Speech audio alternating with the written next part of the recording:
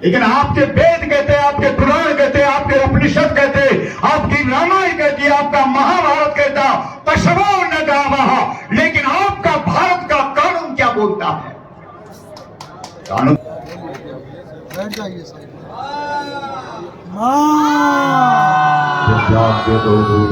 दैवं तदुसुप्तस्य तथैवैति दूरं न मंजोतिथां ज्योतिरेकं तन्मे मनः शिव शंकरमस्तु। गावो ममाकृतः सन्तु, गावो मे सन्तु पृष्ठतः, गावो मे सर्वतः सन्तु गवां मध्ये वशाम्यहम्। नारायणं नमस्कृत्य नरं चैव नरोत्तमं देवीं सरस्वतीं व्यासं ततो जयमुदीरये। बोलिए गौ माता की जय। पूज्यपाद शंकराचार्य महाराज की जय। चारों पीठ शंकराचार्य के चरणारविंदों में सबका बार बार मां। उठा लो, थोड़ा हाथ उठा लो, क्योंकि जब पैदा हुए तो क्या बोला, सब भूल गए, तभी तो दुर्दशा हो रही है।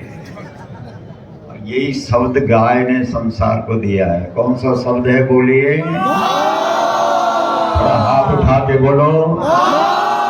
अपने अगल बगल देखो, जो नहीं उठा रहा उसे बोलो मां।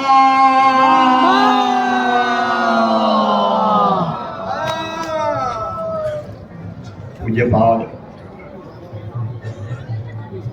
पीठद्वय शंकराचार्य चरणों को प्रणाम करते हुए, यहाँ पर जो संत महात्मा विराजमान हैं सबको प्रणाम करते हुए, आप सभी गौभक्त जो पूरे देश से यहाँ पधारे हैं, हम देख रहे थे कि हम लोगों ने जैसी थोड़ी बहुत सूचना दे पाए कि लगभग हमने देखा हिमाचल से भी जितने वहाँ सांसद हैं उतने लोग आए हैं, पंजाब से, जम्मू कश्मीर से, हरियाणा से, चंडीगढ़ से, राजस्थान से, अपना झारखंड से, बिहार से, मध्य प्रदेश से, उत्तर प्रदेश से, महाराष्ट्र से, गुजरात से, हम सब, और दक्षिण भारत से भी सभी प्रांतों से, तेलंगाना से और आंध्र प्रदेश से, कर्नाटक से,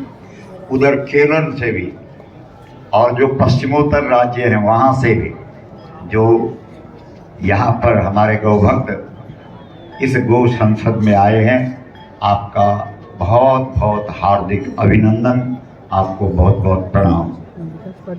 हम क्योंकि आज जो भी निर्णय हमारे पूज्यपाद लेंगे उस पर हमको चलना है, आगे भी हम उसी आदेश का, आज्ञा का पालन करने का प्रयास कर रहे हैं। पहली बात यह है कि गाय पशु है कि माता है? जरा जोर से बोलो। तो भारत सरकार के कानून में तो पशु है। पशवो न गावः, गाय पशु नहीं है। लेकिन आपके वेद कहते, आपके पुराण कहते, आपके उपनिषद कहते, आपकी रामायण कहती, आपका महाभारत कहता पशवो न गावः, लेकिन आपका भारत का कानून क्या बोलता है? कानून तो बोलता है गाय पशु है। तो क्या हम जीवित हैं? हमारी मां को कानून पशु बोल रहा है और हम मौन हैं। श्रीमद् भागवत के अंदर सुखदेव जी कहते हैं, मरे हुए केवल वो लोग नहीं है जिनके शरीर से प्राण निकल गए। जीवच्छवो निगदितः सतु पाप कर्मः, जो अपने धर्म को भूल गए हैं वो जीते जी मुर्दे हैं। और आप वोट देते हैं, आपके वोटों से सरकार बनती है कि नहीं? हाँ ना बोलो। तो सरकार जो पाप कर रही है, सरकार जो गौ हत्या करवा रही है, उसका पाप किसको लग रहा है? और एक बात ध्यान से सुन लो, अगर गौ हत्या का कलंक हमारे माथे पर है तो हम पूजा करें, पाठ करें, जप करें, तप करें, यज्ञ करे, दान करे, तीर्थ करे, व्रत करे, श्राद्ध करे, पिंड भरे, तर्पण करे, कथा करवाए, कीर्तन करवाए, यहाँ तक कि योग भी करवाए। क्या जिसके माथे पर गौ हत्या का कलंक है उसके ये सत्कर्म सफल हो सकते हैं? हाथ खड़ा करके बोलो। इसका मतलब इस देश के अंदर जो भी सत्कर्म सनातनियों के द्वारा हो रहे हैं वो फलीभूत नहीं हो रहे हैं। श्रीमद् भागवत के अंदर जब भगवान श्री कृष्ण पहली बार गौ चराने के लिए जाते हैं तो वहां व्यासी ने लिखा, फलानी तत्र भूरिणी पतंती पतितानि च किम तवरुद्धानि धेनुकेन दुरात्मना। जो गौ हत्यारे हैं उनके कारण भारत के अंदर जितने भी सत्कर्म हो रहे हैं वो फलीभूत नहीं हो रहे हैं। इसलिए आज हम यहां पर ये संकल्प लें, क्योंकि गाय के साथ आजादी की जो लड़ाई लड़ी गई वो गौ रक्षा के लिए लड़ी गई। उठाओ इतिहास। लेकिन जैसे ही अंग्रेज यहां से गए, सत्ता का हस्तांतरण हुआ, तुरंत गाय की फाइल दबा दी गई और इस देश की जन भावना का इस्तेमाल क्या किया? बैलों की जोड़ी और गाय बछड़ा चुनाव चिन्ह बना करके इस देश के लोगों की भावना का दोहन किया गया। है महाराज, है कि नहीं? ये बोलो। लोगों ने देखा वाह रे गाय बछड़ा, लोगों ने देखा वाह रे बैलों की जोड़ी, धार धार धार आंख बंद करके हाँ हाँ अब हमारा राज्य आ गया है, क्योंकि अब बैल वाले गाय वाले सत्ता पर बैठ गए। ऐसा हुआ कि नहीं हुआ? बोलो, हाथ खड़ा करके बोलो। उसके बाद इस देश के करोड़ों करोड़ों लोगों ने, किसी ने एकादशी का व्रत किया, किसी ने गंगा में स्नान किया, किसी ने व्रत रखे, किसी ने तीर्थ रखे, तीर्थों में गए और नाना प्रकार के सत्कर्म और शुभ कर्म करके एक ही भावना व्यक्त की, इस देश के अंदर ऐसी सत्ता आवे जो सनातन धर्म के प्रति आस्था रखने वाली सरकारें हो। बोलो, ऐसा हुआ कि नहीं? भगवान ने कृपा करी और ऐसी सरकार जो आप समझते थे वैसी सरकार आई कि नहीं आई? तो क्या गौ हत्या बंद हो गई? क्या गौ को माता का सम्मान मिल गया? तो फिर क्या करना? ये मेरा भाई है इसलिए आंख बंद कर दो। मैं इस संगठन का व्यक्ति हूं इसलिए आंख बंद कर दो। ध्यान रखना, जब हनुमान जी महाराज लंका के अंदर विभीषण के घर में गए, विभीषण के घर की दीवारों से राम नाम निकल रहा था। हमारे मुख से राम नाम नहीं निकलता, लेकिन विभीषण के घर की दीवारें राम राम बोल रही थी।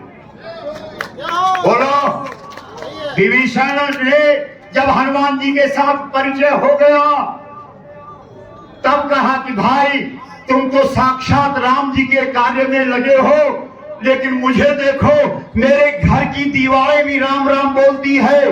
इस देश में तीर्थ मैंने किए, यज्ञ मैंने की, पूजा मैंने किया, पाठ मैंने किया, सब कुछ मैंने किया, लेकिन सच कहता हूं मेरे भाई, अभी तक मुझे स्वप्न में भी राम जी के दर्शन नहीं हुए।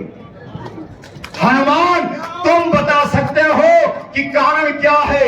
मेरी पूजा, मेरा पाठ, मेरा जप, मेरा तप, मेरा यज्ञ, मेरा दान, मेरा तीर्थ, मेरा कीर्तन, मेरी कथा कहां व्यर्थ जा रही है?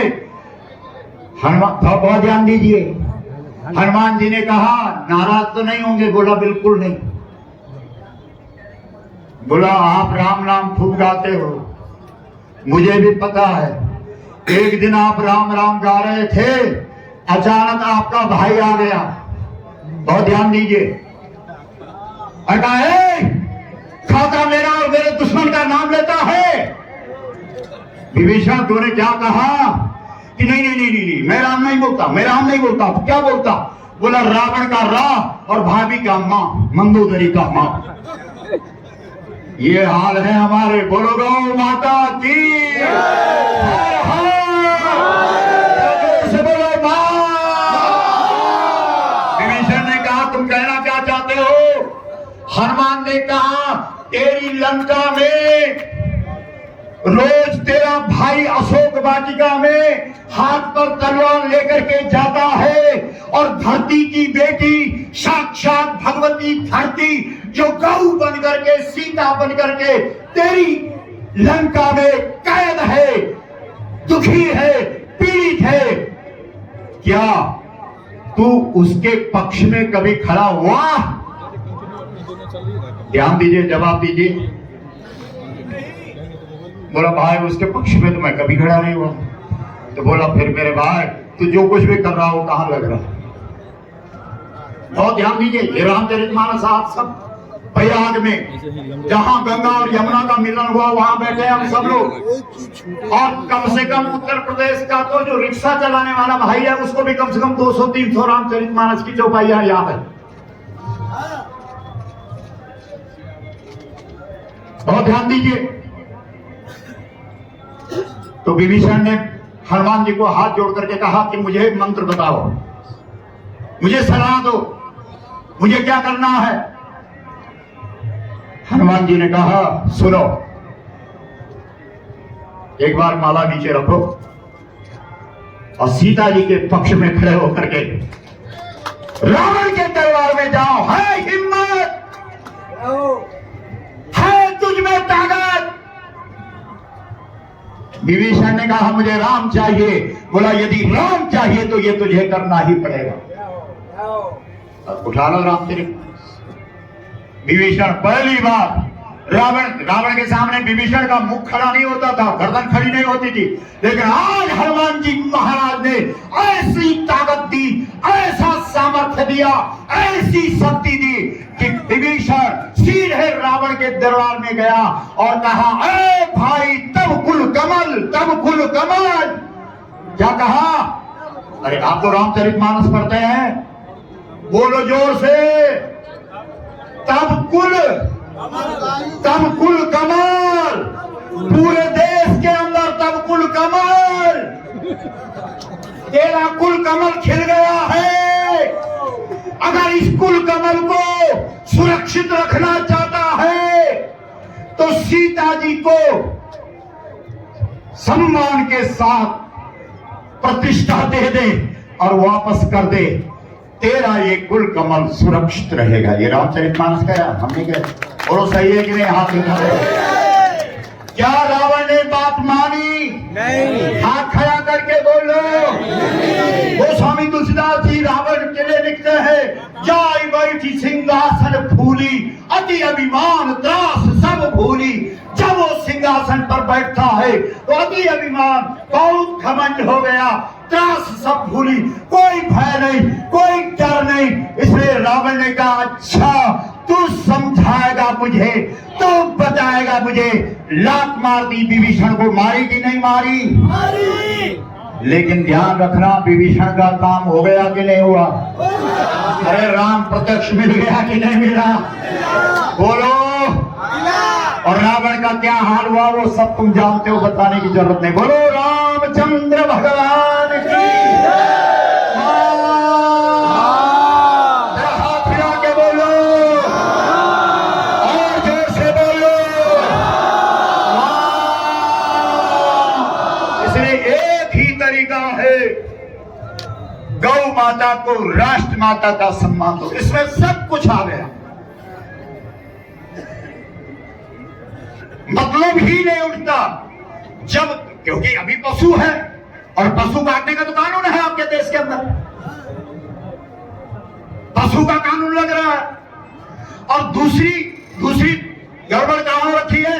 गाय को प्रदेश का मुद्दा बना रखा है, मतलब प्रत्येक प्रदेश को प्रदेश की सूची में रखा हुआ है गाय माता कि जो प्रदेश चाहे गाय को माता बोले, जो प्रदेश चाहे वो गाय को पशु बोले, जो प्रदेश चाहे वो गाय का वध रोक दे और जो प्रदेश चाहे वो गाय को काट करके उल्टा टांग दे। इसलिए जब उत्तर प्रदेश में आते हैं तो क्या बोलते हैं? गौ माता। जोर से बोलो, गौ माता, राष्ट्र माता। और जब गोवा में जाते हैं तब क्या कहते हैं? बोलो, गौ का बीट कम नहीं होने देंगे। जब पूर्वोत्तर राज्यों में जाते हैं तो जैसे तुम्हारे यहाँ, क्योंकि गौ माता की अनुकंपा से इस देश के हर जनपद में जाने का सौभाग्य गौ माता ने हमें दिया, जैसे यहाँ बकरे कटे हुए उल्टे टंगे होते हैं, ऐसे पूर्वोत्तर राज्यों में गौएं उल्टी टांग रखी रहती है। इसलिए मेरे भाई बहन एक हो जाओ। मुझे लगता है कि पूज्यपाद चरणों ने यही ये गोष्ठी इसलिए रखी होगी क्योंकि इस धरती ने, गोस्वामी तुलसीदास जी कहते हैं, जब सिंगल वासन कर विधिवश सुलभ प्रयाग। बोला क्या भाग्योदय हो गया सिंगल वासियों का कि यहाँ गंगा यमुना मिल गई। इसलिए ये सामान्य क्षेत्र नहीं है, इस क्षेत्र ने हमेशा मिलाने का काम किया है। अब जरूरत है इस देश के अंदर हम सबको इकट्ठा होने की और मिलने की, तभी ये काम होगा। बोलो है कि नहीं है? अभी जब आप ये बताओ कि राम जी इस धरती पर आए क्यों? क्योंकि पूरे देश के अंदर राम प्रतिष्ठा का उत्साह है, होना भी चाहिए, हमें भी आनंद है। बोलो है कि नहीं है? हाथ खड़ा करके बोलो। लेकिन हमारा सवाल है कि राम इस धरती पर क्यों आए? जवाब दो। अगर आप सही जवाब देंगे तो जवाब ये है कि राम इस धरती पर गाय के लिए आए। बोलो है कि नहीं? तो राम जी की प्रतिष्ठा, राम जी स्वयं किसकी प्रतिष्ठा के लिए आए? जोर से बोलो। राम जी अयोध्या में किसकी प्रतिष्ठा के लिए आए? गौ प्रतिष्ठा, गौ प्रतिष्ठा, गौ प्रतिष्ठा। राम जी इस धरती पर किसकी प्रतिष्ठा के लिए आए? गौ प्रतिष्ठा, गौ प्रतिष्ठा। राम जी को प्रतिष्ठा दोगे, तुम्हारे वेद शास्त्र कहते हैं सवै मान प्रद आपो अमानी, अमानी मान दो मान्य। राम जी गौ की प्रतिष्ठा के लिए धरती पर आए। अभी महाराज जी ने एक वक्तव्य बीच में दिया, कहा कि धरती के दो स्वरूप हैं, एक चल है और एक अचल है। जो चल रूप है वो गाय है और जो अचल रूप है वो पृथ्वी है। बोलो। और गोस्वामी तुलसीदास जी से लोगों ने पूछा कि राम जी का जन्म कब होता है, तो गोस्वामी जी ने तुरंत कहा, चर और अचर हर्ष जुत राम जन्म सुख मूल। जब पृथ्वी के दोनों स्वरूप हर्षित होंगे, मिट्टी पत्थर वाला रूप भी और गाय वाला रूप भी, तब राम जन्म सुख मूल। इसलिए मेरे भाई बहन हम अधिक नहीं बोलेंगे, क्योंकि जब श्रेष्ठ पूज्यपाद अपने सामने हो, समय भी बहुत हो गया। और क्या आनंद है कि चारों पीठों का आशीर्वाद आज हमको मिल गया। हम आनंद विभोर गदगद समझ रहे हैं। आप देख रहे हैं बीच में अभी अभी श्रृंगेरी से भी आशीर्वाद आया और महाराज जी से पहले हम लोग मिलने गए, महाराज जी ने भी आशीर्वाद दिया, वो चलाया जाएगा अभी। कमाल हो गया, इस प्रयाग की धरती ने केवल गंगा यमुना को नहीं मिलाया, इस प्रयाग की पावन धरा ने चारों पीठों को एक कर दिया और चार पीठों से एक आवाज निकल पड़ी, गौ माता, राष्ट्र माता, गौ माता, राष्ट्र माता, गौ माता, राष्ट्र माता।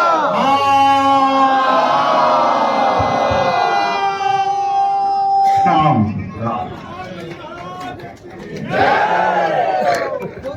बहुत बहुत धन्यवाद गोपाल। और इसी कड़ी में आगे